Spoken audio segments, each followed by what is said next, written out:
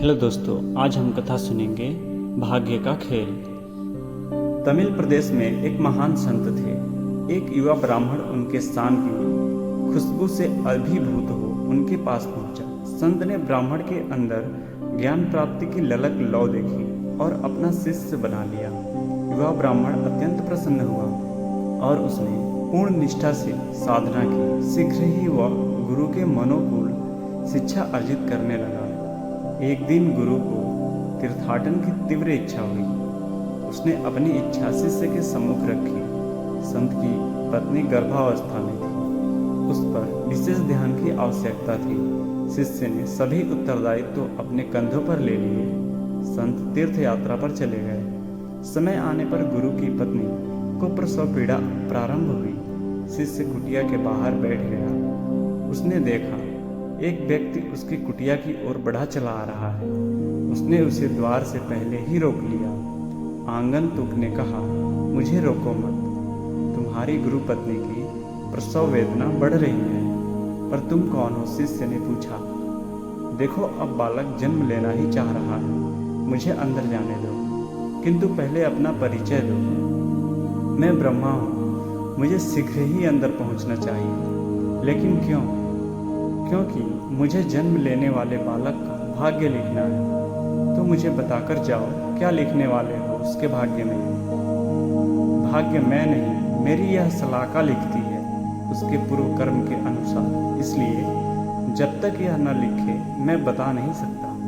ठीक है, तुम अंदर जा सकते हो, लेकिन एक शर्त पर। क्या है वो? जल्दी बोलो। उस नवजात का भाग्य मुझे बताकर जाना।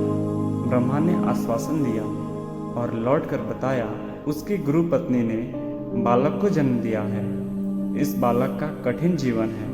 एक गधा और एक बोरी चावल ही उसके भाग्य में लिखा है, जीवन यापन हेतु। फिर ब्रह्मा जी ने कहा, तुम यह बात किसी को मत बताना, वरना बताते ही तुम्हारे सिर के टुकड़े टुकड़े हो जाएंगे। यह कहकर ब्रह्मा जी चले गए। कुछ वर्षों तक सब कुछ यथावत चलता रहा। शिष्य की साधना बढ़ती गई।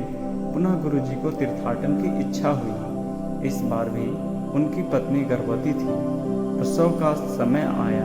फिर ब्रह्मा जी प्रकट हुए। लौटते हुए उन्होंने बताया कि इस बार कन्या ने जन्म लिया है। उसके भाग्य में वेश्यावृत्ति लिखी है। शरीर बेचकर ही उसका जीवन यापन होगा। ब्रह्मा जी ने पुनः उसे चेतावनी दी कि यह बात भी किसी से न कहे, अन्यथा उसके सिर के टुकड़े टुकड़े हो जाएंगे। शिष्य ने सोचा, कितने महान संत की संतान, किंतु भाग्य ऐसा। फिर यह सोचकर मन को संतुष्टि दी कि पूर्व जन्मों का कर्मफल भोगना ही पड़ता है। कालचक्र रुकता नहीं। ब्राह्मण की शिक्षा पूर्ण हुई। वह भ्रमण को निकल गया। वर्ष पर वर्ष बीतते गए। इसी बीच गुरु तथा उनकी पत्नी दोनों परलोकवासी हो गए। भ्रमण करते करते एक दिन वह ब्राह्मण एक नगर पहुंचा। उसने देखा एक युवक गधे पर बोझा ढोकर मजदूरी कर रहा है। शक्ल पहचानी सी लगी। वह युवक के पास गए और गुरु का नाम लेकर पूछा कि वह उनके ही पुत्र हैं। युवक संकोच में पड़ा। तब ब्राह्मण ने अपना परिचय दिया। युवक उन्हें अपने घर ले गया।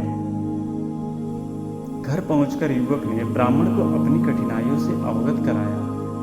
ब्राह्मण ने कहा, चूंकि तुम मेरे गुरु के पुत्र हो, मैं तुम्हारी सहायता करूंगा, पर जैसे मैं कहूँ वैसा ही करना। युवक ने हामी भरी। इतने में युवक की पत्नी ने ब्राह्मण के समक्ष जल प्रस्तुत किया। ब्राह्मण ने कहा, कल प्रातः होते ही तुम अपना गधा बेच आओ और एक बोरी चावल तथा अन्य खाद्य सामग्री खरीद लाओ। फिर अपने परिवार के लिए सुबह शाम मात्र के लिए चावल रखकर शेष चावलों से यहाँ के उच्च कोटि के सभी ब्राह्मणों को आमंत्रित कर शाम को भोजन करा दो। लेकिन याद रखना, चावल की बोरी बिल्कुल खाली हो जानी चाहिए। एक दाना भी शेष नहीं रहना चाहिए। युवक सुनकर चकराया। एक दिन तो गुजारा हो जाएगा, किंतु उसके अगले दिन क्या होगा? ब्राह्मण ने कहा, यह फिक्र छोड़ दो और जैसा मैं कहूँ वैसा करो। युवक वैसा ही किया। युवक ने अपनी पत्नी से सलाह की। उसकी पत्नी ने कहा, तुम्हारे पिता के शिष्य हैं, इसलिए विश्वास करने में हर्ज नहीं, उनके कहे अनुसार करके देख लिया जाए। दूसरे दिन प्रातः युवक ने वही किया जो ब्राह्मण ने कहा। शाम को करीब 50 ब्राह्मणों ने भोजन किया। वे तृप्त हुए और युवक को आशीर्वाद दिया। अब घर में न तो चावल था न गधा, जिसके सहारे जैसे जैसे आजीविका चल रही थी। युवक को इस चिंता में नींद ही नहीं आई। वह बाहर सो रहे ब्राह्मण के पास पहुंचा और कहा, तुमने जैसा कहा मैंने वैसा ही किया। अब कल क्या होगा? मेरे बीवी बच्चे तो भूखे रह जाएंगे। ब्राह्मण ने कहा, ईश्वर पर भरोसा रखो, जाकर सो जाओ। लेकिन उसे नींद कहाँ, भोर से पहले ही उठ गया। सीधे गधा बांधने के स्थान की ओर चला, फिर रास्ते में ही रुक गया, यह सोचकर कि गधा तो उसने कल बेच दिया था, अब वहाँ कौन होगा। लेकिन जैसे ही लौटने लगा, उसे लगा वहाँ कोई है, क्योंकि अंधेरा था, स्पष्ट दिख नहीं रहा था। वह घर आ गया, मुंह धोया और दीपक लेकर वापस लौटा तो देखा खूंटे पर गधा बंधा है और उसके पास ही चावल का एक बोरा रखा है। उसकी खुशी का ठिकाना नहीं रहा। उसने तुरंत ब्राह्मण को जाकर बताया। ब्राह्मण खुश हुए कि उनकी तरकीब काम आ गई। उसने उस युवक से कहा, आज भी वैसा ही करो जैसा कल किया था। युवक पसोपेश में पड़ा। ब्राह्मण ने कहा, मेरा कहा मानने में क्या आपत्ति। युवक ने फिर से वैसा ही किया। अब वह हर रोज गधा बेच देता और ब्राह्मणों को भरपेट भोजन कराकर चावल की बोरी खाली कर देता। ब्राह्मण ने देखा और सोचा, वह जो चाहता था वैसा ही हो रहा है। ब्राह्मणों को भोजन कराकर युवक अपने पूर्व कर्मों का फल काट रहा है, अपितु अगले जन्म के लिए पुण्य भी अर्जित कर रहा है। अब उसका जीवन स्थिर हो रहा है, अतः मुझे चलना चाहिए। उसने युवक से अपने प्रस्थान के बाबत कहा और उसकी बहन के बारे में पूछा। युवक पहले तो संकुचाया, फिर उस नगर का नाम बताकर पता दे दिया जहां वो वेश्यावृत्ति करके अपना जीवन यापन कर रही थी। युवक के अंतर्मन ने उससे कहा, अब शायद तुम्हारी बहन जीवन में भी सुधर जाए। ब्राह्मण ने कहा, ठीक है, मैं चलता हूँ, लेकिन देखो जैसे मैंने कहा है जीवन भर ऐसा ही करते चलना, कोई कठिनाई नहीं होगी जीवन में। युवक और उसकी पत्नी ने श्रद्धापूर्वक उसे प्रणाम किया। ब्राह्मण अब उस नगर की ओर चल पड़ा जहाँ उसकी गुरुपुत्री अभिशप्त जीवन जीने को विवश थी। वह गुरुपुत्री से मिला और उसे अपना परिचय दिया। उसने लज्जापूर्वक ब्राह्मण को अपनी कहानी द्वारा बताया कैसे विवश होकर उसे यह वृत्ति अपनानी पड़ी। ब्राह्मण ने कहा, मैं तुम्हारी सहायता करने आया हूँ। मैं जैसे कहूँ यदि तुम वैसे ही करोगी तो तुम्हें यह वृत्ति नहीं करनी पड़ेगी और तुम्हें पति तथा प्रेमी के रूप में ईश्वर की प्राप्ति होगी। उसने स्वीकार किया। रात में जब लोगों ने उसका द्वार खटखटाया तो उसने कहा, जो व्यक्ति स्वाति की बूंदों से बने मोती लेकर आएगा दरवाजा उसी के लिए खुलेगा। यह सुनकर लोग हैरान रह गए। उन्होंने कहा, या तो इसका दिमाग फिर गया है या पागल हो गई। कौन लाएगा मोती, भूखों मरेगी। यह कहकर सब लौट गए। आहिस्ता आहिस्ता रात अंतिम प्रहर की ओर चली। गुरुपुत्री भी निराश सी हो गई कि रात्रि को अंतिम पहर में द्वार की साकर बज उठी। उसने अपनी कीमत बताई।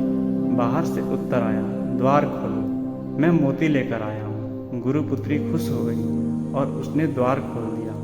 अब अन्य कोई नहीं आता। उसके द्वार रात के अंतिम प्रहर वही सुदर्शन युवक मोती लेकर आते जो उसके पति तथा प्रेमी के रूप में प्रतिष्ठित हो गए। एक रात उसने गुरुपुत्री से कहा, अब मैं चलता हूँ, मेरा काम पूरा हो गया और तुम्हारा जीवन भी सुधर गया है। पति और प्रेमी के रूप में तुम्हें ईश्वर मिले हैं, लेकिन याद रखना, मैंने जैसा कहा है वैसा ही करती रहोगी तो जीवन में फिर बीते दिन देखने को नहीं मिलेंगे। उसने कृतज्ञतापूर्वक स्वीकारोक्ति दी। एक व्यक्ति एक हाथ में गधे की डोर थामे, दूसरे में एक डोलची लिए तथा सिर पर चावलों की बोरी लिए तीव्र गति से चला जा रहा है। ब्राह्मण ने उसे रोका और पूछा, भाई कौन हो और यह सब लिए किधर जा रहे हो? ब्रह्मा जी ने उस ब्राह्मण को पहचान लिया और बोले, मैं ब्रह्मा हूँ। देखो तुमने मेरी क्या हालत बना दी। पहले चावलों की बोरी और यह गधा तुम्हारे गुरुपुत्र के यहाँ रोज रात को पहुँचाता हूँ, और फिर नहा धोकर यह मोती की डोलची लेकर रात के अंतिम प्रहर तक गुरुपुत्री के यहाँ पहुँचता हूँ अभिसार के लिए। तो इसमें मेरा क्या दोष?